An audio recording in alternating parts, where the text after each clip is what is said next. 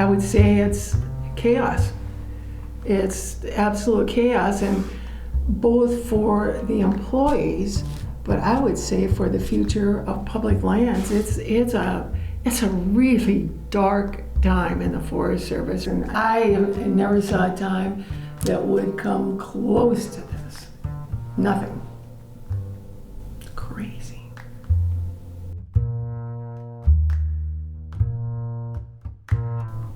That was Barb Soderberg, a retired Forest Service employee who started working on Superior National Forest and in the Boundary Waters in 1967. This is a challenging time for the Forest Service, with the federal organization essentially being dismantled by officials in Washington, D.C. Barb lives near Ely these days. She still paddles a canoe or a kayak almost every day in the spring, summer, and fall. And she grew up in nearby Tower, Minnesota, and has always been fascinated by the local woods and waters here. You know, I grew up as a tomboy. Spent most of my time outside. You know, both mom and dad were really big role models. We camped, we hiked, we trapped, we hunted, we picked blueberries, canoed. They instilled my love of the outdoors, and also taught me how to take care of it and appreciate it. And this will really age me, but when I was in junior high, there was all this commotion about whether or not the area north of here should be designated wilderness right before 64. And my dad and I talked about that a lot. I went to state with original oratory on why it should be designated a wilderness area. So, you know, I've been involved with wilderness for way more than 50 years. After starting her career with the Forest Service in the late 60s, Barb eventually worked her way up to being a wilderness ranger and a firefighter.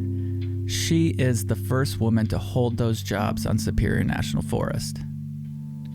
Eventually, Barb went on to become the head of wilderness and recreation on Superior National Forest, and she helped shape the 1978 BWCA Wilderness Act.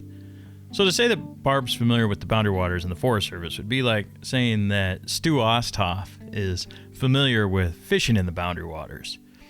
As in, this is what Barb has lived and knows and dedicated her career to. And right now, with the Forest Service facing these massive budget cuts and staff reductions, Barb says the wilderness and the Forest Service itself are facing a challenge and threats like they've never seen before. The employees are absolutely muzzled.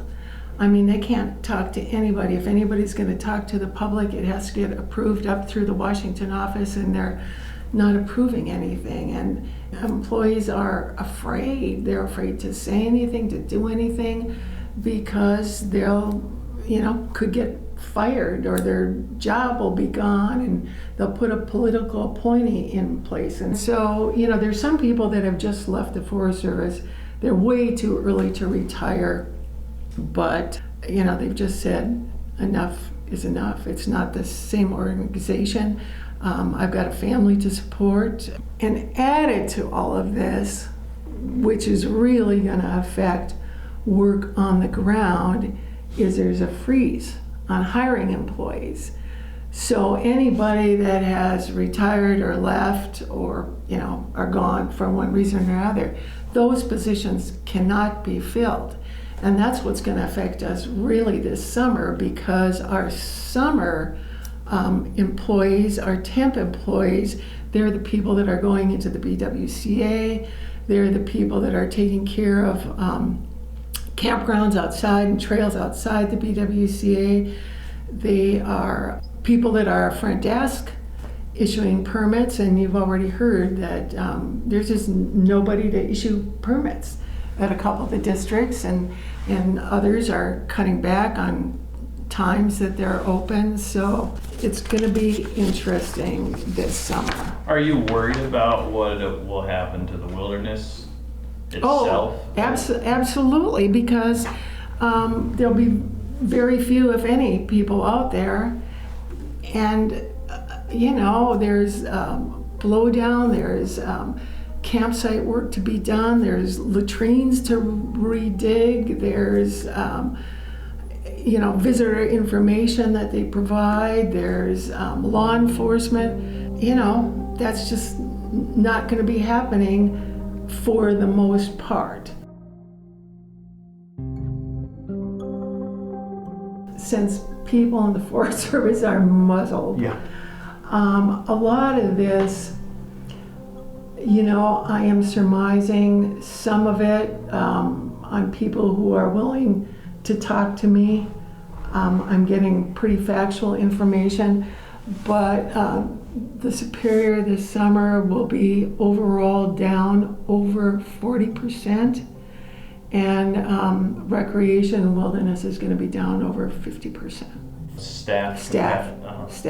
I think it's going to be, people are going to be focused, the few people that we have are going to be focused on health and safety as best they can, picking up garbage at campgrounds or, maybe replacing a latrine when it fills up, if there are people to do it. And the word down from the administration, which is really disheartening, I think, is kind of two things. One is you can't close any facilities. Well, what's going to happen when you can't close a facility and you can't take care of it. But I know the administration doesn't want you to close anything, because then the public would feel the crunch and there'd be a whole lot of complaints and probably some rebellion. And the other one is cut more timber. So it's don't close facilities and cut more timber. So. Do you have any concern for what happened in 1978 and even 64, that some of that ultimately could face reversals or dramatic changes to how the wilderness as we know it exists? That's a good question. I just don't know. I mean, the 64 Act has stood for, lots of years. The 78 Act has stood. And sure, there was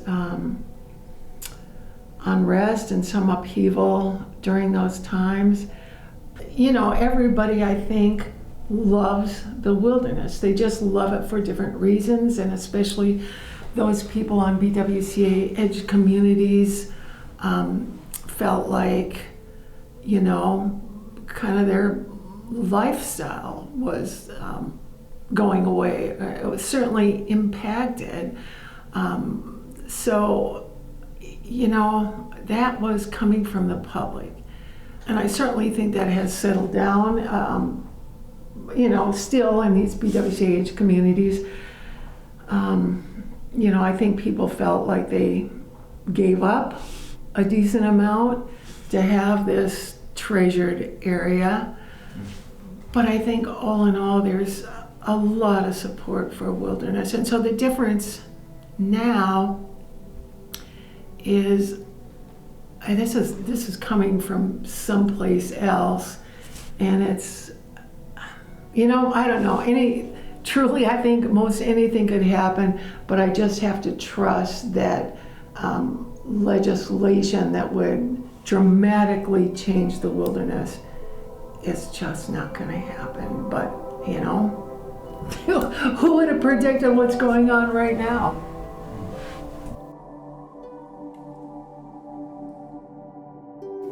This conversation took place with Barb in early May over in Ely, the week before the fishing opener. And much of what Barb is talking about here literally was taken to the streets in a rally outside the Superior National Forest Supervisor's office in Duluth on the eve of the fishing opener, May 9th.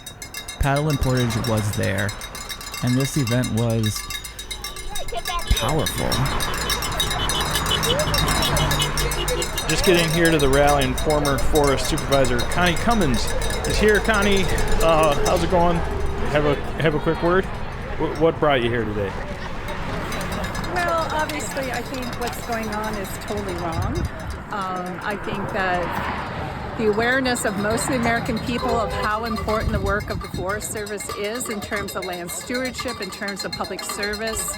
We don't want to go back into the dark ages. We want to progressively keep moving ahead, and with the loss of all of our employees, it's going to be really hard to do. And the people are really going to suffer, not just our employees, but the public as well. These are public lands, and we need to take care of them, and we need to stewardship them, and we need to provide these services. And we just can't do it with the loss of so many employees. Thanks, Connie. Yeah.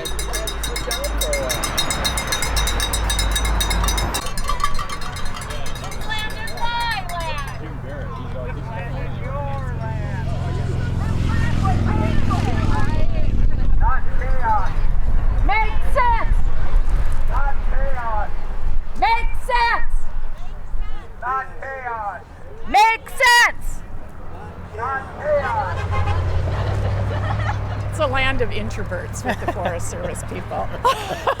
They'll come around, huh? Yeah, I don't know. Are you, where are you from? Paddling Quarters? Yeah, Grand Marais. Oh, nice, Yeah. nice. We got a podcast coming out about this. Would you say your first and last name and what your affiliation is? I'm Brenda Halter, and I was the Forest Supervisor on the Superior National Forest from 2012 to 2016. Okay. And then I retired after that. So I've stayed engaged with the people and the issues about the Superior and the boundary waters, certainly, and engaged in the lands as well. Oh, why did you want to come to this today? I just wanted to remind the people who continue to work day after day on these public lands how important they are, how necessary they are, how necessary public lands are for the health and well-being and economies of our communities. They provide so many important values here and all across the nation. So to see what's happening, to see how these people are being treated and disrespected, I think we all need to voice our opinions. We all need to stand up. Certainly around here, everybody uses public lands in one way or the other all the time. They're important, and in order for that to continue, there needs qualified, skilled, knowledgeable, and dedicated people to oversee those lands. So I just want to, provide one voice of many that says, we're here, we have your back, and we know the value you provide. And so, is it what's at risk, in terms of what do we stand to lose right now? So, you can go at it from all kinds of ways. These lands nourish our souls, they help our families, and they're a huge economic driver. Some decisions that we make can be undone, but there are decisions that are made for us or upon us that simply can't be undone. And so when you see those things happening, you have to stand up and you have to say, no, these are my lands and these are your lands.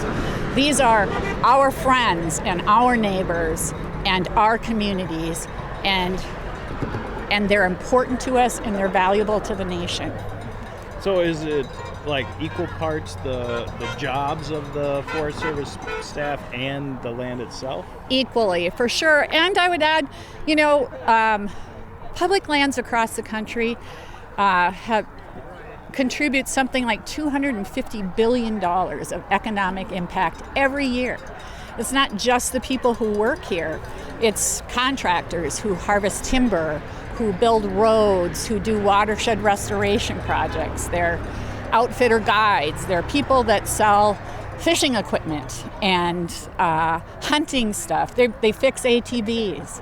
If you're lucky enough to live next to a Forest Service land and you go to sell your house, the first thing in that listing will say, adjacent to 1,000 acres of national forest, It's important, and that's the economic piece of it.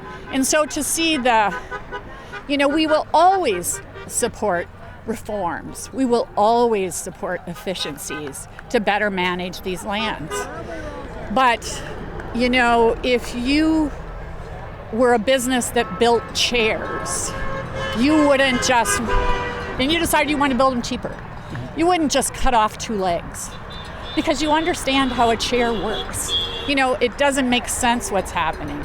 It's not smart, it's not efficient, it's not going to save anything, and it's a lie to the American public what's happening right now. You know, I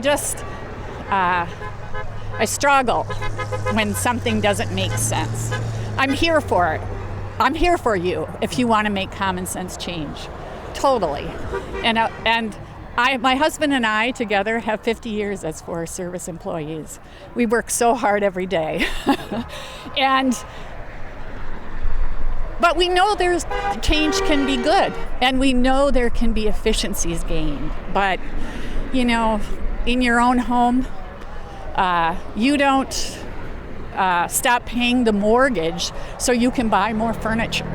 And that's what it feels like to us. And everybody knows it.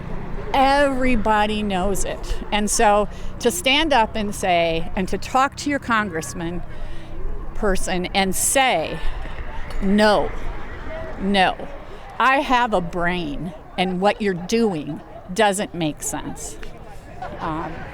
Teddy Roosevelt is my hero, and he knew it then, and we know it now.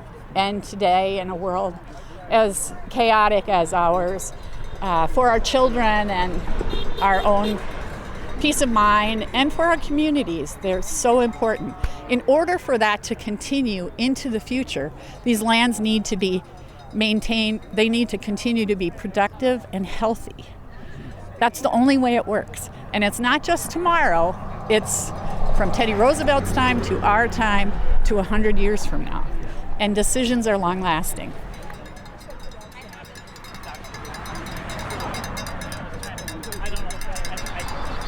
We're here with Barb Soderberg, and I'm wondering your thoughts about the fact 3 former Forest Supervisors are also here with you, Barb. You know, that's amazing, because generally when somebody retires, especially as a Forest Supervisor, they stay out of the business of the Forest Service. Their job is done and they want to leave it to the current Forest Supervisor.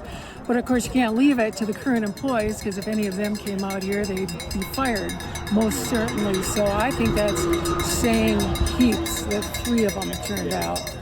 Well, why'd you come down here, Barb? You know, I still wear green underwear, and I love the Forest Service, and I'm so proud to have been part of it, and I hate to see it turn into sort of the nothingness if this keeps on going. It's just really scary, and it was just, you know, I didn't give it a second thought on driving down from Ely to participate in this.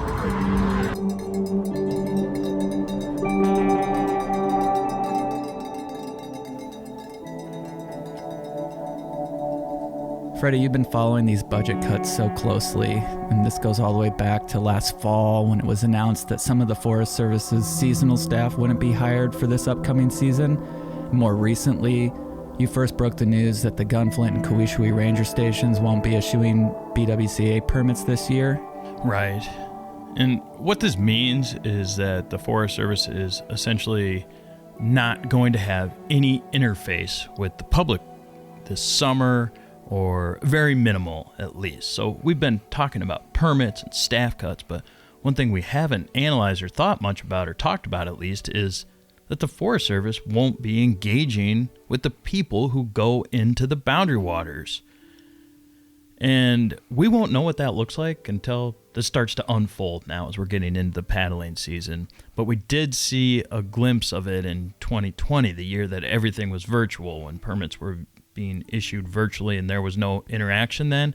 There was some destruction in the wilderness and trees being cut down, garbage, and a lot of abuse of the boundary waters.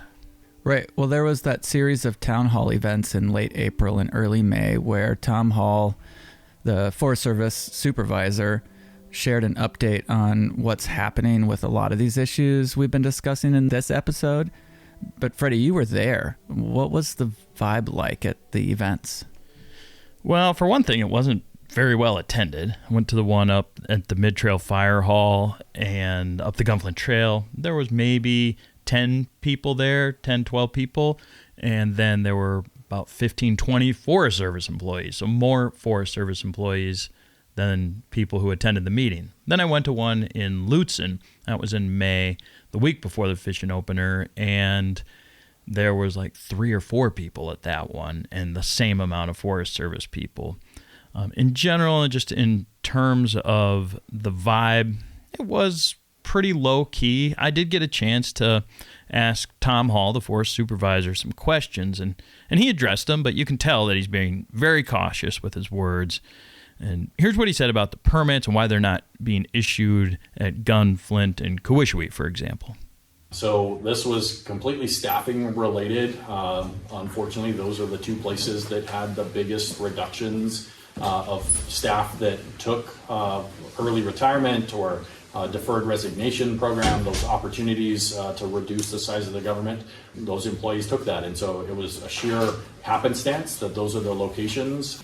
I think as we were triaging what is that impact, the relationships that we have with private businesses as cooperator agreements to issue those permits, those were some of those determination of, do I shift from other offices and close them? Do I try to provide, make sure that offices stay open? And that's really the bottom line, is like all of our offices are still open, right? Our ability to staff them 7 days a week, our ability to provide all of the services that we all want and we're all used to, those are limited, and that's really related to the resources that we have right now. We are working through avenues to try to increase that, to bring those things back as we're able to, but right now, the reality of it, as we were coming into the quota permit season, it was just too much for us to say, hey, like, we need to have a plan, we need to communicate that plan to the public so that those permits, starting on May 1, could be issued. And so this is a dynamic situation. Could it change again? Absolutely. And we'll adapt to that when we face that hurdle as well. We also asked Tom something that wasn't about policy or the budget or permits, but really, about how people are doing.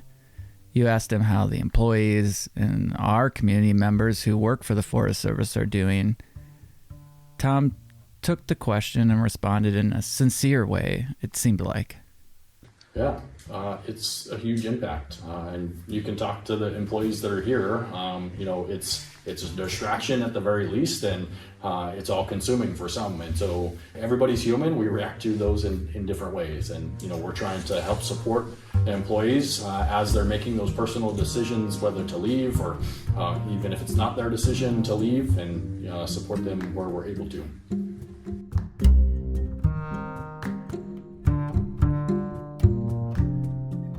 So moving forward, we're going to be closely following these storylines through the upcoming paddling season.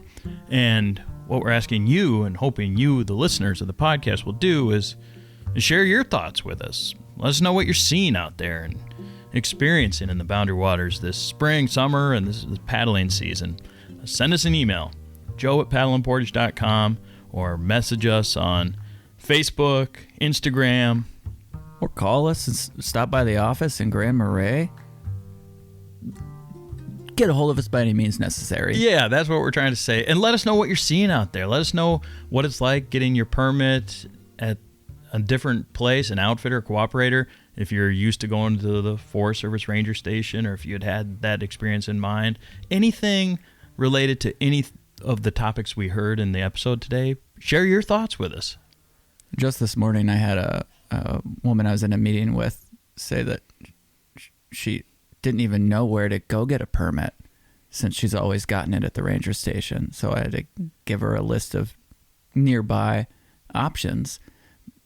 It's a big pivot for some people. It is. And while we're doing this work, sharing these types of stories, this news and information, going to these events, we can't do this without your support of Paddle and Portage. And so if you're subscribed to the podcast, asking you to consider also subscribing to the platform, Paddle and Portage. And you do that on the website, paddleandportage.com. There's an icon at the top, membership. Just click that tab. We've got monthly and annual subscriptions, and it's your support that's going to help us keep doing this type of work from the Boundary Waters and beyond. We're loving it, and we would be remiss if we didn't also thank all our sponsors who help us make this whole thing go as well.